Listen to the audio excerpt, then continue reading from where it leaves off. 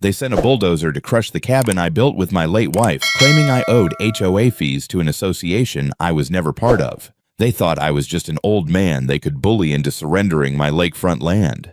What they didn't know was that my children don't just visit me on weekends, they're federal agents. And when Karen Holt and her crooked HOA declared war on me, they had no idea they'd picked a fight with an entire family trained to bring criminals down. The lake has always been my sanctuary. At 68, the mornings by the water were my church, my place of peace after a lifetime of hard work. That day started like any other. The mist rolled across the surface like a silver veil, curling around the dock I'd repaired with my own hands last summer. My coffee steamed in the cool air, bitter but strong, the way I liked it. I leaned on the wooden railing, listening to the gentle lap of waves against the pilings, feeling the old wood creak under my slippers. This cabin wasn't just a house. It was my life's work, the dream my late wife, Eliza, and I had poured every ounce of sweat and love into. 30 years of birthdays, anniversaries, Christmas mornings, all soaked into the grain of those walls. I was halfway through that first cup when something broke the serenity. A flash of color, bright orange, glaring against the weathered wood of the boathouse door at the end of the dock. My stomach tightened. It didn't belong there. I walked down slowly, the mist parting around my legs, each step heavier than the last. The paper wasn't taped, wasn't gently placed. It was nailed. A thick iron spike driven deep into the siding Eliza and I had painted ourselves more than a decade ago. That single nail felt like an insult, a violation. I yanked it free, wincing at the small splintered hole left behind. The paper fluttered in my hand, official looking, stamped with bold black letters across the top Lakeshore Grove Homeowners Association. My eyes narrowed. I wasn't a member of any Lakeshore Grove HOA. My property sat half a mile outside their neatly trimmed subdivision, a fact carved into the county plat map itself. My grandfather bought this land in the 1960s, clean, free, uncontested, and I had the deed locked in my cabinet. Still, the words on that notice made my chest go cold. Final notice unpaid, HOA dues. Demolition scheduled. I read it twice. Then a third time, thinking maybe I'd missed some detail, some explanation. The figure scrawled beneath $11,740.26 was so oddly specific, it looked legitimate. Listed beneath were violations: non-compliant dock maintenance, unapproved siding color, unauthorized structures. They were describing my dock, the one I'd replanked last year, and my cabin, built with Eliza's hands and mine. But the line at the bottom drove a spike straight into me. Deadline 3 days, or demolition will proceed. I stood frozen, paper trembling slightly in my grip. My first thought wasn't rage. It was confusion. How could this be possible? HOAs didn't just extend boundaries like kingdoms in the Middle Ages. This had to be an error, a clerical mistake. Someone must have ticked the wrong box, entered the wrong lot number. That had to be it. Inside, I set the coffee down, untouched now, and reached for the phone number listed at the bottom of the page. My hands were steady, though a strange heaviness pressed on my chest. The line rang twice before a syrupy voice answered. "Lakeshore Grove, this is Karen. How can I help you today?" Her tone was honey-sweet, almost rehearsed.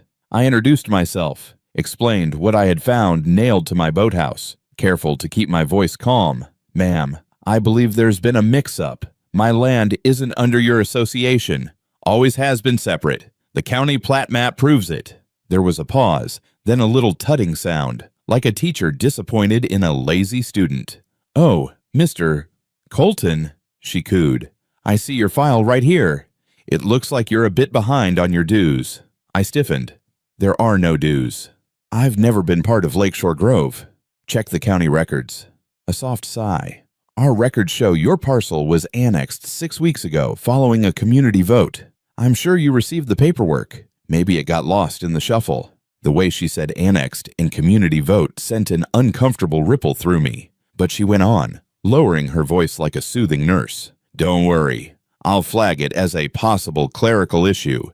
These things happen. We'll have it all sorted before any demolition is scheduled." Her words were smooth, practiced, meant to reassure, but they rang hollow. Something about her tone felt oily, as if she were reciting a script she'd spoken to others before. Still, I thanked her, told myself she would fix it, told myself the system worked. Mistakes get corrected. That's how it's supposed to be. But the next morning, peace was shattered. The sun was harsh and golden, burning off the mist. I was just grinding my beans when a deep rumble shook the ground beneath my kitchen. Not the rattle of an old pickup, something heavier. I stepped to the window. There it was. A flatbed truck idling at the end of my driveway, and chained to it. A yellow backhoe, hydraulic arm folded like an insect waiting to strike. A man in a reflective vest and hard hat climbed down, clipboard in hand, burly, unsmiling, his face lined from years in the sun. I met him on the porch, my heart pounding, though I forced my voice calm. "Can I help you?" He grunted, didn't meet my eye, just tapped the clipboard. "Colton, we've got a work order to tear down the boathouse. If the site ain't cleared, we start on the main cabin." For a moment, I could only stare. The words crashed through me like thunder. "There's been a mistake. I called yesterday. The secretary said she'd fix it." The man finally looked at me, his eyes tired, uninterested. "Mister, I don't know about that. I just follow orders. You got 12 grand for a certified check. Otherwise," he jerked a thumb toward the machine. "That thing starts easy." The diesel fumes coiled up between us, heavy and nauseating. My throat went dry. It was real. The woman's sugary promises had been a lie. And now a 10-ton machine sat in my driveway, ready to reduce 30 years of memories to rubble. I nodded slowly, masking the tremor in my hands. "All right, give me a moment. Let me make a phone call." I retreated inside, closed the door, and slid the deadbolt. The sharp click echoed in my ears like the cocking of a gun. I leaned against the door, chest heaving. I wasn't just dealing with a mistake. This was deliberate, coordinated. They weren't just after money. They wanted my land. And for the first time in decades, I felt truly hunted. I stood in my kitchen, staring at the orange notice spread across the counter like it was a death warrant. The steady hum of the backhoe's engine outside was a reminder that this wasn't some nightmare I'd wake up from. I needed help, real help.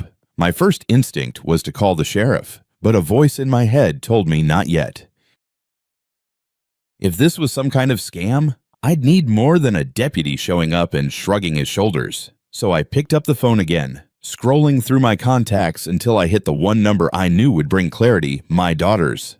Dana wasn't just my little girl anymore. She was Special Agent Dana Colton, Federal Bureau of Investigation. She answered on the first ring. "Dad, everything okay?" My voice cracked despite my effort to steady it. I told her about the notice, about Karen Holt on the phone with her syrupy lies, and now the demolition truck parked 20 feet from my porch. There was silence for a beat. Then her tone shifted, no longer daughter, but agent. Crisp, controlled. "Listen carefully. Don't go back outside. Don't argue. Document everything. Go to each window and take pictures: truck, backhoe, license plates, the foreman if you can. Then grab your deed, last property tax bill, and the survey you had done when you built the boathouse. Photograph every page. Send them to me. Then go straight to the county clerk's office and get a certified plat map. Don't just look at it. Get the stamp. That's your shield, oi. Do you understand? I did. I might have been a retired electrician, but I knew how to follow instructions. Yes. Good. Do it now. I'll call you soon."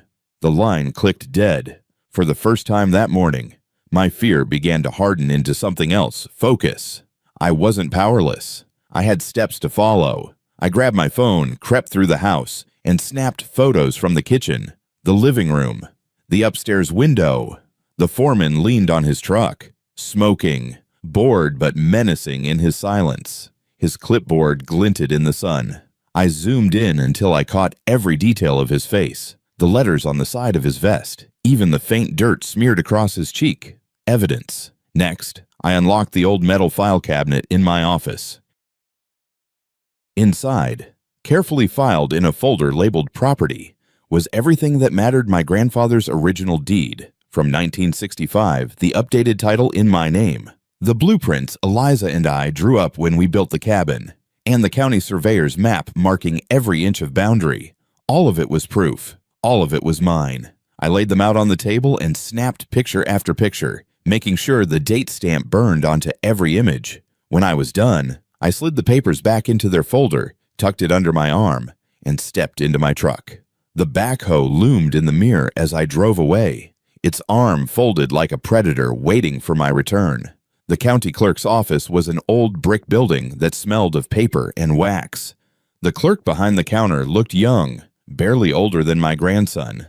I slid the tax bill toward her and asked for a certified plat map of parcel 42B6. She typed, clicked, then swiveled the monitor. "There it is," she said. I leaned closer. The outline of the lake, my square of land, and a thick, black line marking the HOA boundary, stopping a full 500 yards short of my property. A rush of relief surged through me. That's it. I need a certified copy. She printed it, stamped it with a heavy seal, and signed across the bottom. I paid the small fee with trembling hands, clutching the paper like it was a shield forged from steel. On the drive back, my phone buzzed. Dana's name lit the screen. "Dad," she said, voice tight, "this isn't a mistake. It's a target." "What do you mean?" I ran background on your HOA president, Karen Holt. "She's pulled this before. Filed altered property maps in 2 other counties, both times targeting homes with water access. 6 weeks ago, she filed an annexation map in your area. That's what she meant by a community vote. She forged it." My grip on the wheel tightened. I pictured her sugary smile, her patient sighs, her casual dismissal. Predator dressed as a bureaucrat.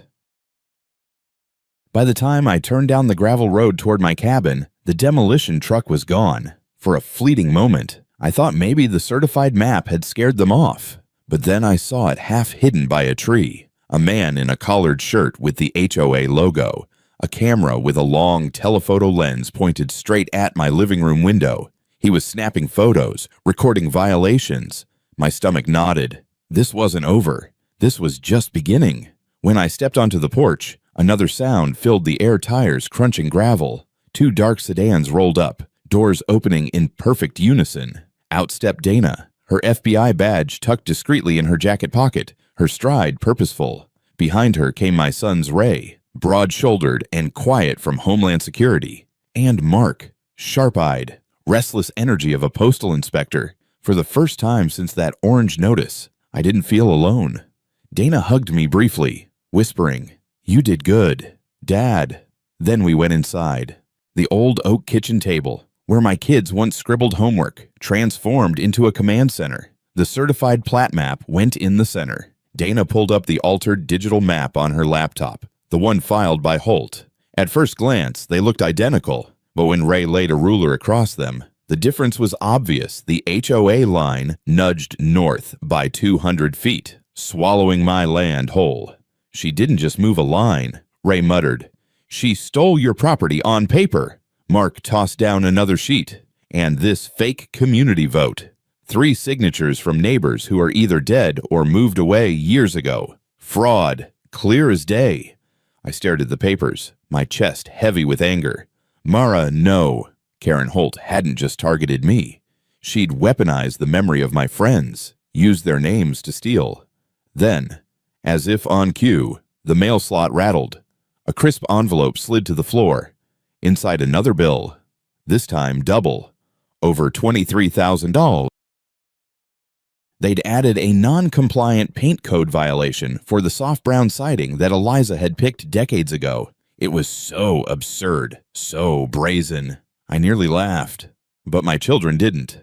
Their eyes were cold, determined. Dana's voice was steady as she placed the envelope beside the forged maps. "This isn't a mistake. Dad, it's organized crime dressed up as an HOA. And now," she glanced toward the window, where dust settled over the lake. "Now it's our fight. And for the first time, I believed we could win." The night after my children arrived, I hardly slept.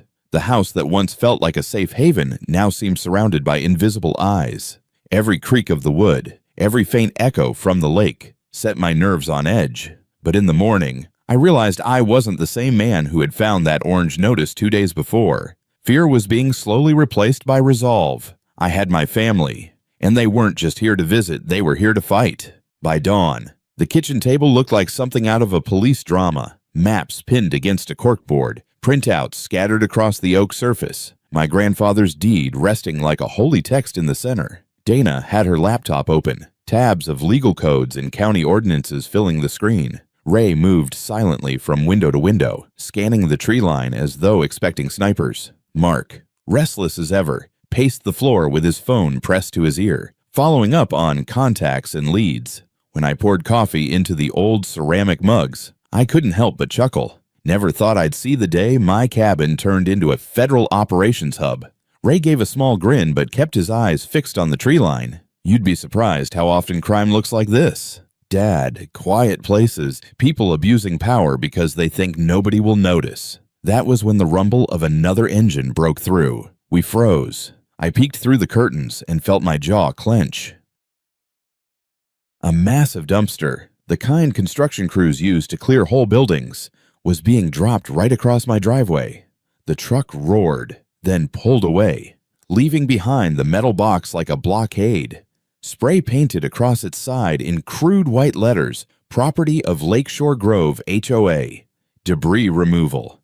Debris, I muttered, my blood boiling. They're calling my life debris. Mark was already snapping photos. He crouched low, capturing the serial numbers, the positioning, the timestamp on his phone glowing in the corner of each shot. Dana typed furiously, her voice calm and precise. This isn't just intimidation. This is obstruction. Emergency services couldn't reach you if they needed to.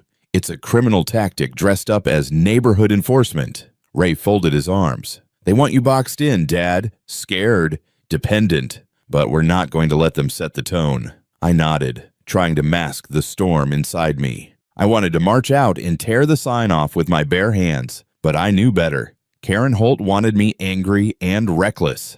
Instead, I followed Mark's lead, pulling out my phone and documenting everything. I opened the Notes app and typed it down, 5:32 a.m. Large dumpster dropped, blocking driveway. Photo evidence attached. Each word felt like a nail driven into their coffin. A few hours later, Mark made his move. He dialed the HOA number from the notice and put it on speaker. His voice was smooth, polite, almost deferential. Good morning. I'm calling on behalf of my father, Mr. Colton. We're a bit confused about this large dumpster in his driveway. Could we clear this up? The man on the other end let out a gruff laugh. Clear it up, pay the fine, and it'll be cleared. Simple as that. Mark tilted his head at me, mouthing, "Got him." Out loud, he said, "I understand. It's just my dad's an old man. We don't want trouble. We're thinking maybe he should sell and move." There was a pause. Then the man chuckled again, this time darker. "Now that's the smartest thing I've heard. We'll make it so he wants to sell. A lot cheaper for him in the long run." Mark ended the call, his grin sharp. Extortion. On tape. Dana didn't even look up from her laptop. Combined with forged documents. That's a federal case. But not yet. We'll follow the steps. Local law first. Keep building the chain. By mid-morning, Dana had drafted a cease and desist letter so precise it could cut glass. It cited state statutes, referenced the fraudulent annexation, and listed the recorded admission from the HOA treasurer. I watched her print it, the machine spitting out pages that felt heavier than steel. That afternoon, the county sheriff himself arrived, a broad-shouldered man I'd known for 20 years. He parked at the road, shook his head at the dumpster, and walked up with a grim look. I handed him the letter. He read it carefully, his brow tightening. Then, without a word, he walked toward the manicured entrance of Lakeshore Grove. Minutes later, out walked Karen Holt. Even from a distance, I could see her face, a mask of false politeness stretched thin over fury. The sheriff handed her the papers. She skimmed them, her expression hardening, and for the first time I saw a crack in her composure. Her sugary smile was gone, replaced by a look that could curdle milk. 20 minutes later, the same truck that had dropped the dumpster returned. With a screech of metal and a hiss of hydraulics, it hauled the blockade away. My driveway was clear again. It should have felt like victory, but that night, my phone buzzed. Tom, my neighbor Bill, whispered, "You need to see the HOA's Facebook page." I opened my laptop. At the top of the page, in bold letters, was a post titled "Community Notice of Violation, Non-Compliant Resident." Beneath it, a photo of my cabin, taken from that telephoto lens earlier. My name was tagged for the world to see. My throat went dry. They weren't just after my land anymore. They were after my reputation. But the plan backfired. The phone rang within an hour. Bill again. His voice heated. "They fined me $500 last month for a garden gnome. Said it didn't match the natural aesthetic." I thought I was alone. Then Cheryl called. They wrote me up because my welcome mat was half an inch too wide. I didn't say anything before, but seeing what they're doing to you. Her voice cracked with anger. "We've had enough." Dana leaned back in her chair, a cold smile tugging at her lips. They thought shame would isolate you. Instead, they just gave us allies. That night, our kitchen became more than a command center. It became a gathering place. Bill arrived with coffee. Cheryl with a box of files documenting her fines. A younger neighbor brought photos of violation letters so absurd they bordered on comedy, one for the color of his child's tricycle. We laid it all out on the table: forged maps, fraudulent votes, extortion calls, financial irregularities Dana had uncovered through public records. Each piece added weight to the mountain of evidence. I looked at my children, then at my neighbors, their tired faces etched with years of frustration. The cabin around me, once filled only with memories of Eliza, now felt alive with a new purpose. We weren't just fighting for my boathouse anymore. We were fighting for all of us. And for the first time in days, I didn't feel hunted. I felt ready. The following morning, I woke before the sun. My body felt heavy from exhaustion, but my mind buzzed like an electric current. The fight was no longer just mine. It had become a collective battle. My neighbors had shown up. My children were turning my cabin into a fortress of evidence. And now it felt as though the tide had shifted. Still, I knew Karen Holt wasn't going to back down. People like her didn't retreat, they escalated. I brewed coffee while Dana sat at the table, eyes fixed on her laptop. Her fingers danced across the keys as she pieced together the puzzle from county records, property filings, and the fraudulent community vote. Ray stood guard by the window as if expecting a raid, while Mark had a notebook open, scribbling down every date, every fine, every violation. "Dad," Dana finally said, her voice calm but edged with steel. "This isn't just about land. This is about money. I filed a FOIA request yesterday for their HOA's financial filings. If I'm right, the fines they collect aren't covering maintenance or landscaping. They're being funneled somewhere else." Mark leaned over her shoulder, scanning the spreadsheets she'd pulled. "See here, $500,000 over 5 years listed under general contracting. No receipts, no invoices, just lump sums. And guess who owns the company being paid?" Dana continued, turning the laptop to me. "Holt Contracting, registered under David Holt, Karen's brother." My chest tightened.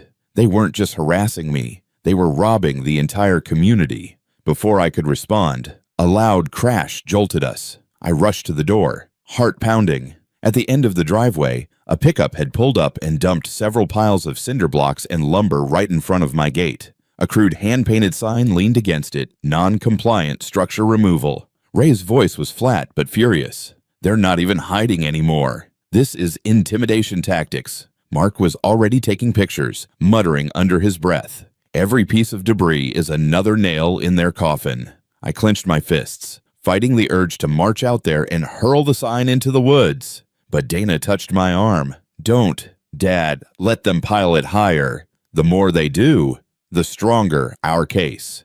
By noon, Bill and Cheryl had arrived, both carrying folders of their own.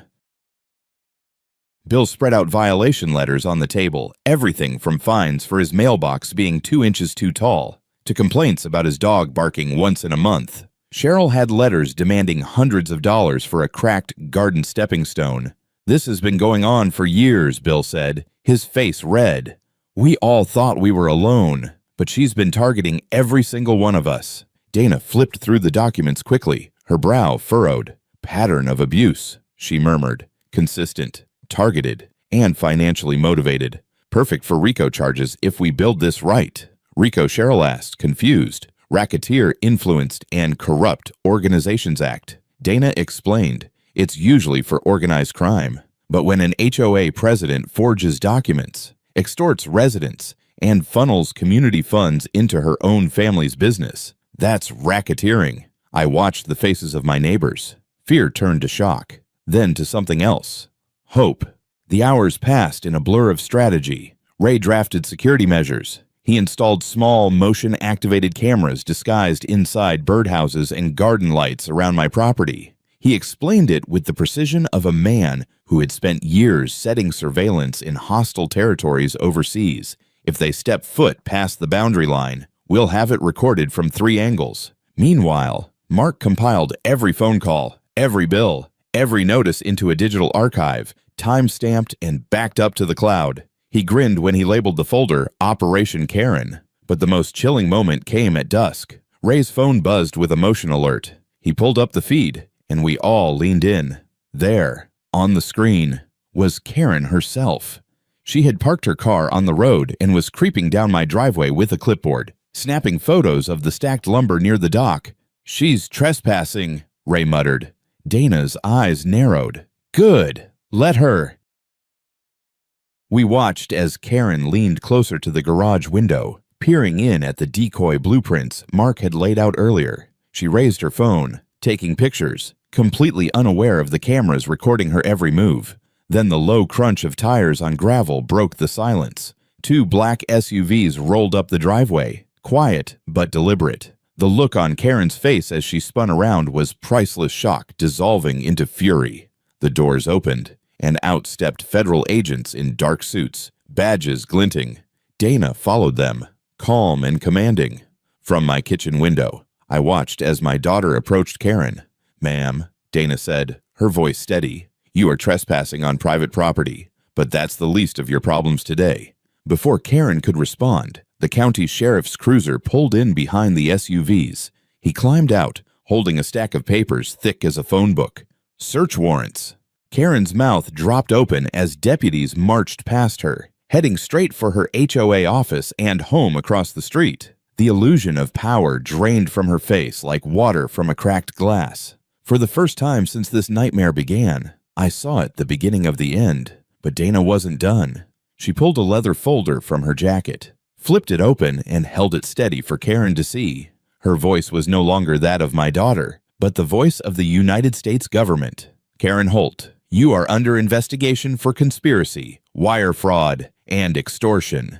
You have the right to remain silent. The rest of the words blurred in my ears as the metallic click of handcuffs echoed across the dock. The same dock Eliza and I had built 30 years ago. Karen's reign of terror was unraveling piece by piece, document by document, lie by lie. And in that moment, watching her power shatter under the weight of law and truth, I knew this battle wasn't just about saving my cabin. It was about proving that even in the smallest corners of America, bullies could be brought to justice. Karen Holt's arrest was only the beginning. I learned quickly that handcuffs don't end a battle. Sometimes they just start a louder one. That night, after the sheriff's cruiser pulled away with her in the back seat, the lake was quieter than I'd ever known it. Even the frogs seemed to hold their breath. For a moment, I allowed myself to believe it was over. But my children didn't share that optimism. Dana spread the search warrants across the table like a blackjack dealer laying down cards. This was a tactical strike, she explained, her voice calm but firm. It sends a message, but don't fool yourself. Karen has allies, people on the board, contractors on her payroll, maybe even someone at the clerk's office who looked the other way. This won't unravel in one night. Ray leaned back, arms crossed, eyes still scanning the windows. Bullies like her don't crumble instantly. They lash out first. We need to be ready.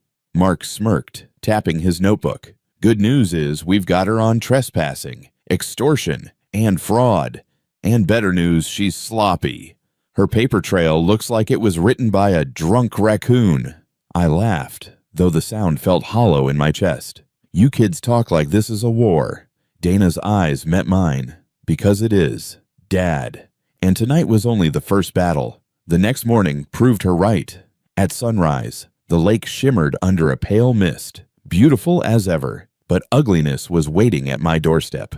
A fresh notice had been nailed to the boathouse, this time in bold red letters, immediate property seizure pending. No signatures, no official seals, just a piece of paper dripping with arrogance. I ripped it down, my hands shaking. She's in jail. How the hell her lieutenants? Dana interrupted, snatching the notice and bagging it in plastic. She's not the only one pulling strings. Mark leaned over my shoulder, squinting at the sloppy formatting. Look at this. No letterhead spacing, no county reference, not even a case number. This is amateur hour, which means they're desperate. But desperate people are dangerous. By noon, the harassment escalated. An unmarked van parked across the road, its tinted windows facing my cabin. Ray identified it instantly. Surveillance. Probably one of Holt's people trying to intimidate us. Or worse, document fake violations to submit later. Instead of confronting them, we countered quietly. Ray adjusted the birdhouse camera to capture the van's plates, while Mark dialed a friend in the Postal Inspection Service to run background checks. Dana filed an emergency report to the sheriff's office, attaching timestamps and footage. The van left within the hour, another small victory. But it didn't stop the tide. By evening, my phone buzzed non-stop with neighbors calling. Bill said he received a letter claiming he owed $3,000 for excessive lawn growth. Cheryl reported that a man had knocked on her door, clipboard in hand, insisting her front porch light violated community lighting harmony. It was absurd, laughable even, but there was nothing funny in their voices. They were scared. That was when I realized Karen's arrest hadn't scared her allies. It had emboldened them. They thought cutting off the head of the snake would make the body scatter, but this snake had many heads. We decided it was time to shift strategy. Instead of only reacting, we'd go on the offensive. That night, my cabin filled again with neighbors Bill, Cheryl, the young father with the tricycle violation, and even two new faces, older folks who had stayed quiet until now. They brought their own files, violation letters, and receipts. One by one, they laid them on the table. What emerged was horrifying, a clear, deliberate pattern of harassment stretching back over a decade. Hundreds of thousands of dollars in fines for things as trivial as mismatched shutters, chipped paint on mailboxes, or lawn chairs not aligned with community aesthetics. Each case bore Karen Holt's signature or that of her treasurer, Greg Parsons. Dana stacked the documents into neat piles. "This is racketeering," she said flatly.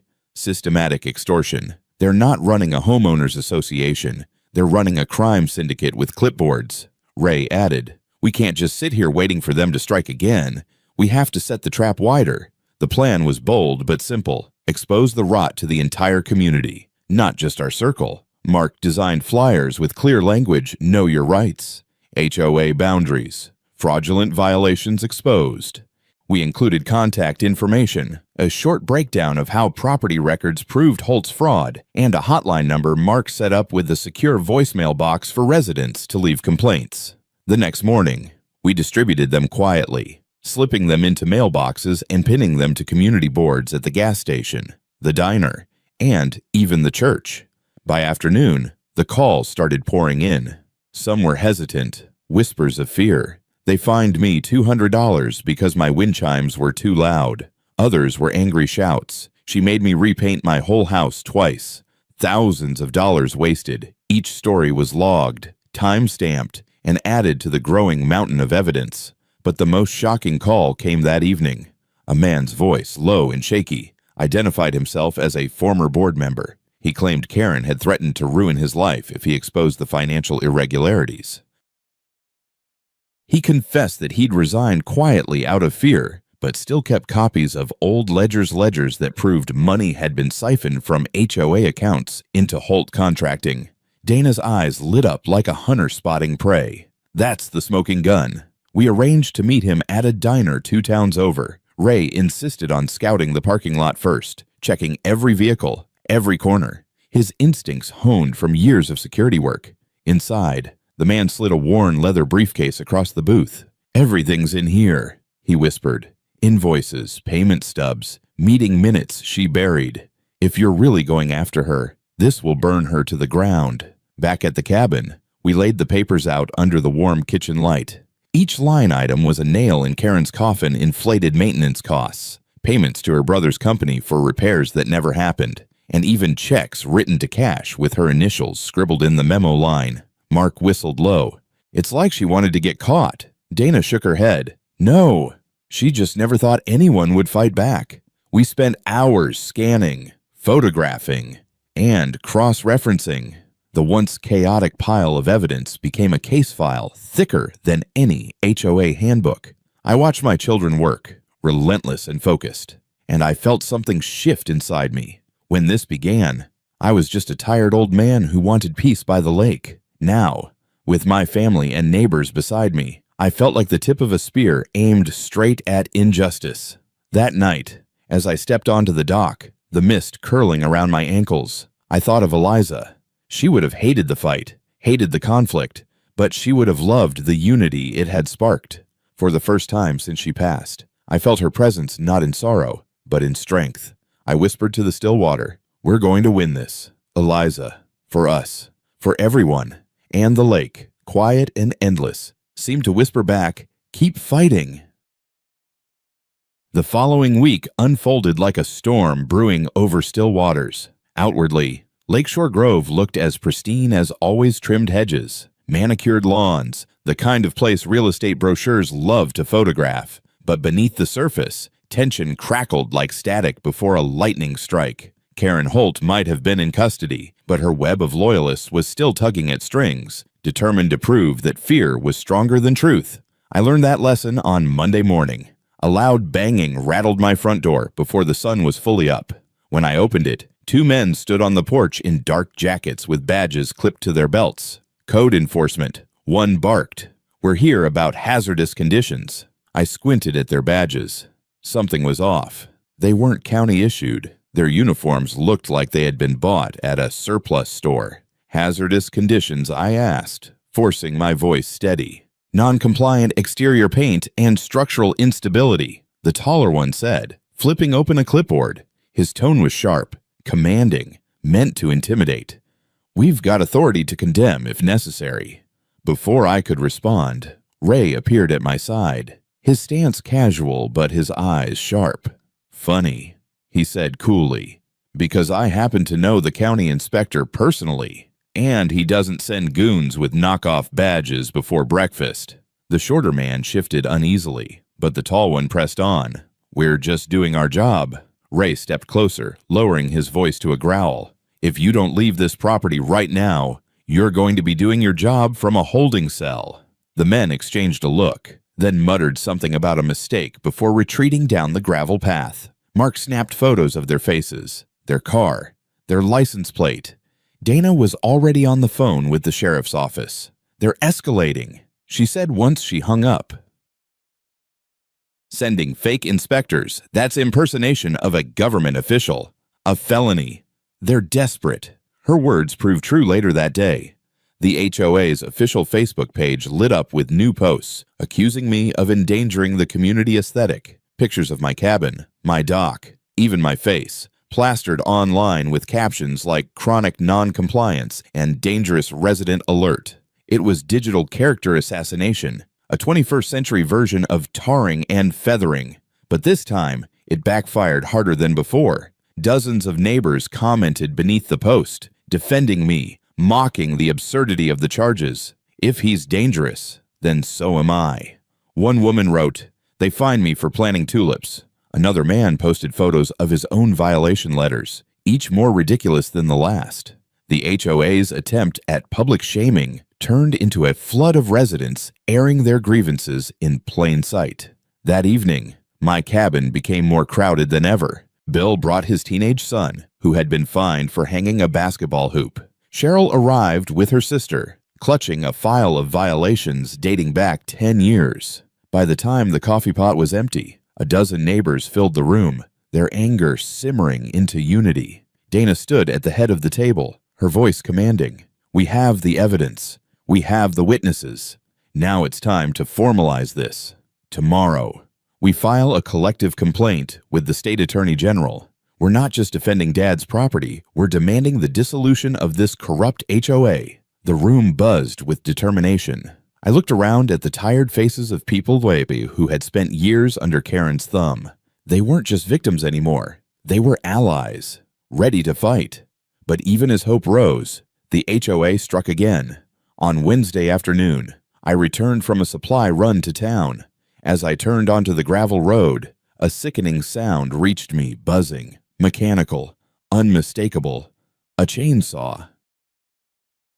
My stomach dropped. I floored the gas, skidding into the driveway, and what I saw turned my blood to ice. The boathouse Eliza and I had built with our own hands was reduced to a splintered pile of wood. Sawdust floated in the air like snow. The roof was gone, the walls torn down, beams tossed carelessly into the lake. Standing amid the wreckage was the foreman I'd seen before Ted, his reflective vest catching the afternoon sun. He barked orders to his crew, who loaded usable lumber into a pickup. I stumbled from the truck, shouting, "What the hell are you doing?" Ted didn't meet my eyes. He just wiped sweat from his brow, muttered something about orders, and waved his men along. Within minutes, the crew was gone, leaving behind nothing but rubble where 30 years of my life had stood. I dropped to my knees at the dock's edge, staring at the wreckage. My hand brushed against something smooth in the debris. A photograph, faded, weather-worn, Eliza and I, smiling in front of the boathouse the summer we finished it, her hair tangled with sawdust, my arm slung proudly around her shoulders. Seeing her face against the backdrop of ruin broke something inside me. I stayed there until dusk, silent tears mixing with the smell of raw-cut cedar. For the first time since this ordeal began, I felt utterly defeated. They hadn't just destroyed a building, they had stolen a memory, ripped away a piece of my soul. When Dana and the boys found me, they didn't offer hollow comfort. They just stood with me in silence, their presence a shield against the crushing emptiness. Finally, Ray spoke, his voice like gravel grinding in steel. That's it. No more defense. No more waiting. They wanted a war. They've got one. His words snapped me upright. I looked at my children, at the fire burning in their eyes. The grief inside me slowly hardened into something sharper, resolve. That night, the kitchen table wasn't for evidence. It was for strategy. Ray laid out a tactical plan with military precision. Karen's people think they broke you. That's their weakness. Tomorrow, you'll make it look like you're rebuilding stack lumber on the dock. Leave blueprints in plain sight. They'll come snooping, and when they do, we'll have them on tape. Dana nodded. We've already got them for fraud and extortion. Trespassing will tie the knot. With the surveillance we've set up, the case will be airtight. Mark grinned, holding up a stack of decoy plans he'd sketched. Let's bait the trap. As I watched my children work, each one drawing from their unique skills, weaving law, surveillance, and strategy into a net, I realized something profound. The HOA had tried to isolate me, to make me feel powerless.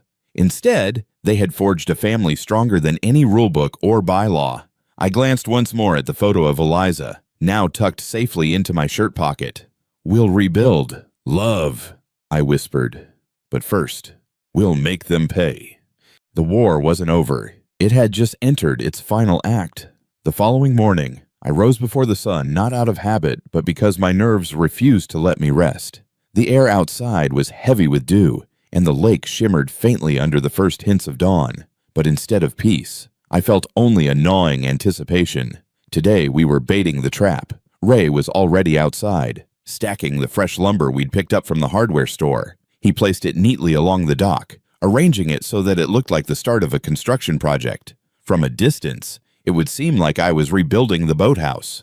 In truth, it was just enough wood to look convincing, not enough to build anything real. Inside the garage, Mark spread out the decoy blueprints he had drawn up. They looked official enough, detailed sketches with fake notes scribbled in the margins, reinforced foundation, meets county code, improved load-bearing wall.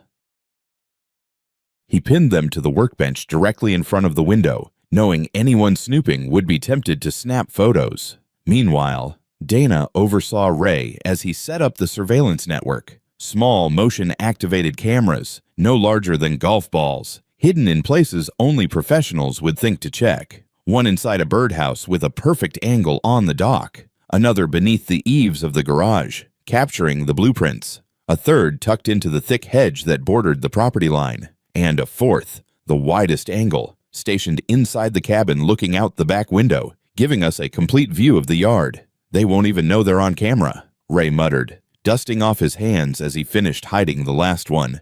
And when they step foot onto this property, we'll have them. By mid-morning, everything was ready. All that was left was waiting. And waiting was always the hardest part. The hours dragged. A squirrel set off the alert at noon, making everyone jump until Ray waved it off. At 2 o'clock, Bill came by with sandwiches, trying to lighten the mood. By 4, even Dana, who was normally unshakable, was tapping her fingers against the laptop. But at precisely 11:30 the next morning, Ray's phone pinged. Motion detected. He raised it to show us the feed, and my stomach clenched. There she was, Karen Holt herself. She had parked her car up on the main road and was walking down my driveway like she owned the place, clipboard in one hand, phone in the other. Her steps were brisk, confident, like this was just another routine inspection in her little kingdom.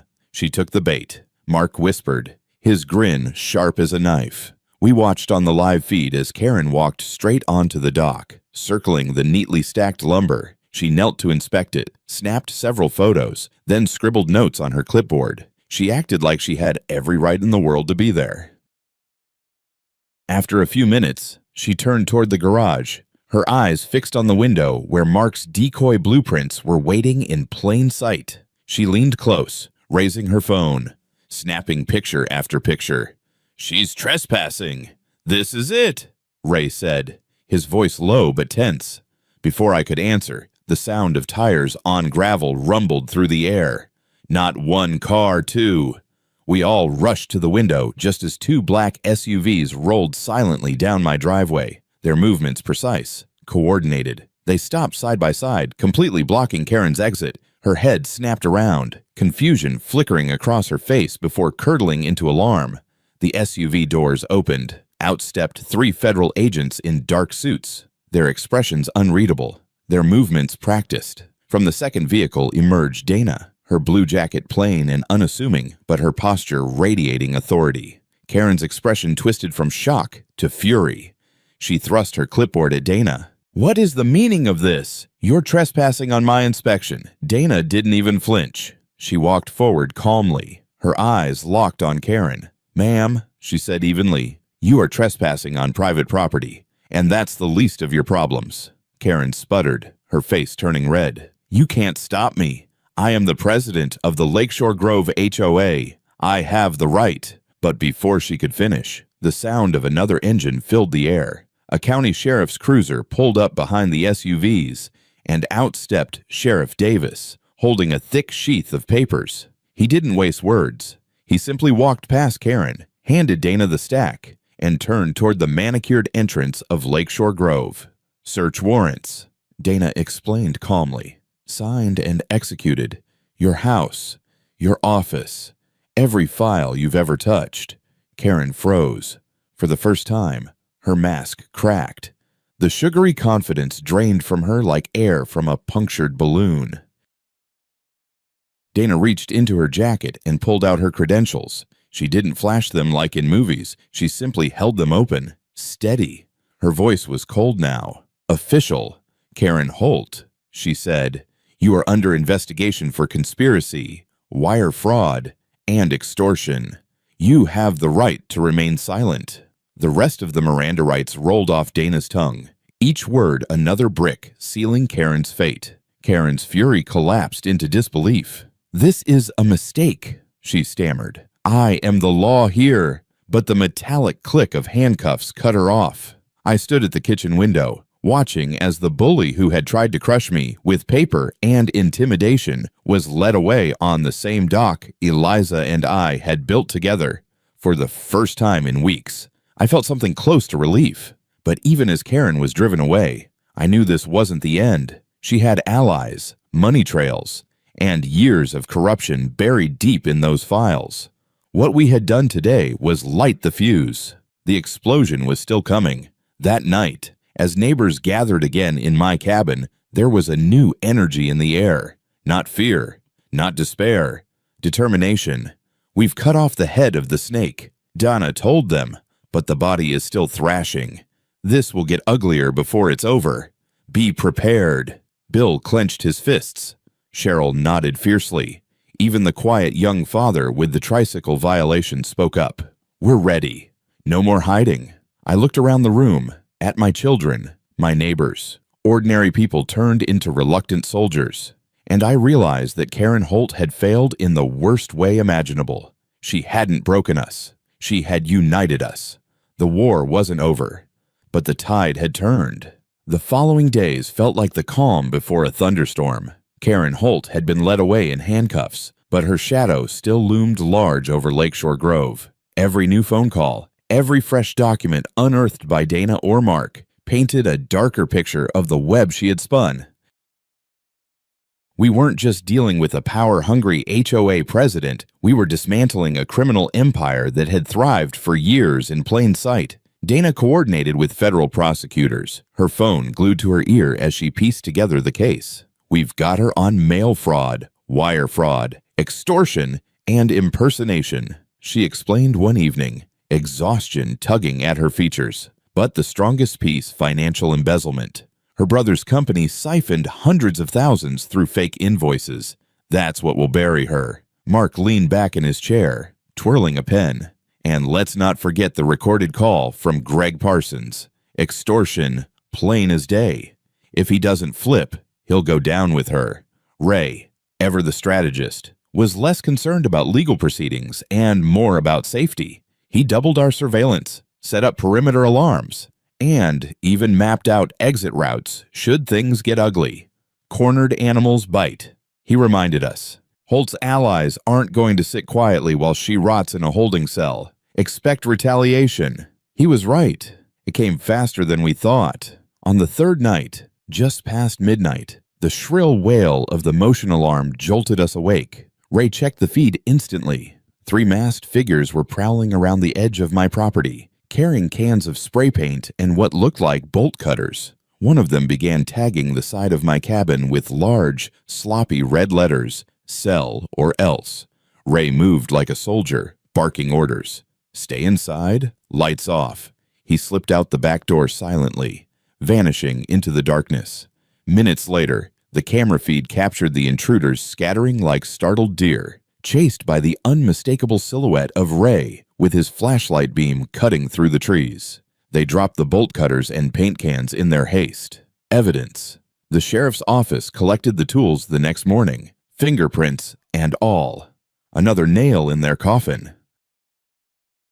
But perhaps the most damning blow came not from intimidation, but from paper. Dana received a trove of HOA financial records through her FOIA request. Spread across our table, the spreadsheets revealed everything: inflated landscaping costs, phantom road repairs, and regular payments to Holt contracting for projects that never existed. It was theft disguised as community upkeep, and the numbers didn't lie. $500,000, Dana said quietly, tapping a column of figures. That's how much she stole from the people who trusted her. Money meant for snow removal, playgrounds, community centers, all funneled into her brother's pockets. Bill slammed his fist against the table. I knew it. She fined me $300 for having a plastic flamingo in my yard, and all that money went straight to her family. She's a crook. Cheryl wiped at her eyes, furious. All those years I thought it was my fault, that I wasn't in compliance.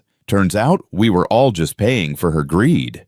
By the end of the week, the case against Karen Holt and her board was ironclad. The prosecutors moved quickly, indicting her on multiple charges: conspiracy, mail fraud, wire fraud, extortion, and racketeering. Greg Parsons, faced with overwhelming evidence and the threat of decades in prison, flipped almost immediately, confessing to the scheme in exchange for a lighter sentence. The trial was swift and brutal. Witness after witness testified: neighbors who had been bullied, fined, and shamed, experts who verified the forged maps and fraudulent annexations, Dana herself, delivering professional testimony that shredded Holt's defense into dust. One moment, though, will forever stay etched in my memory. The prosecutor introduced a key email recovered from Karen's computer. In it, she wrote to Greg, "The old man on the lake is being stubborn. Push harder. Raise the fines. Block his driveway if you have to. He'll crack. Everyone cracks eventually. Don't worry about the law. We are the law here." When the jury read those words aloud, a hush fell over the courtroom. I felt every eye turn toward me. For a second, I was back on my dock, clutching that first orange notice, feeling powerless. But now, that powerlessness had been replaced by vindication. She had underestimated me. She had underestimated all of us. The verdict came quickly guilty on all counts. The judge, a stern woman with little patience for bullies, handed down a sentence that silenced even the most hardened cynics. Karen Holt was sentenced to 20 years in federal prison. Greg Parsons received 5 after his cooperation. The HOA board was dissolved, its charter revoked, and a court-appointed receiver took over its finances. But the sweetest justice wasn't the prison sentence or the fines, it was the restitution order. The judge required Karen to pay damages directly to every homeowner she had extorted, and she ordered that my boathouse, the one she had destroyed, be rebuilt at her personal expense, using funds seized from her accounts. Weeks later, a lumber truck pulled into my driveway, not to demolish, but to restore. Neighbors gathered with tool belts and coffee, volunteering their time. Bill hammered nails with his son. Cheryl painted trim with steady hands. Even the young father with the tricycle violation brought his kids to help, their laughter echoing across the lake. Together, we rebuilt what had been stolen, not just wood and nail, but trust, community, and dignity.